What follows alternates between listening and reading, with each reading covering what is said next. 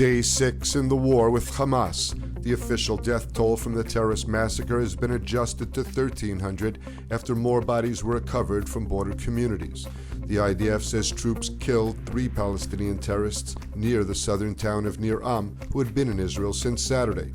The army says it's now killed some 1,500 Palestinian terrorists inside Israeli territory since the terrorist invasion began.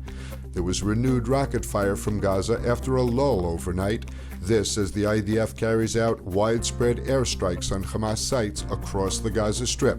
The army announced it killed a senior member of Hamas naval force in Gaza overnight. The Hamas-run health ministry said some 1,100 Palestinians have been killed in Israeli strikes in the Gaza Strip.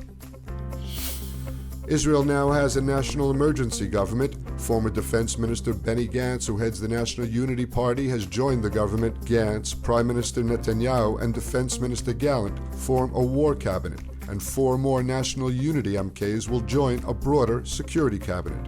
Strategic Affairs Minister Ron Dermer and former Chief of Staff Gadi Eisenkot will now be non-voting participants in the security cabinet. Opposition leader Yair Lapid has not joined the emergency government, but that option is still a possibility.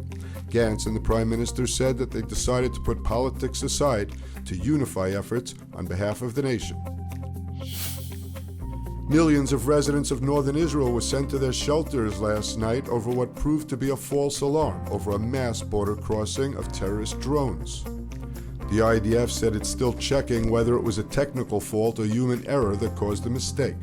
Sirens sounded across the north with reports of 15 to 20 drones from Lebanon supposedly crossing into Israeli territory.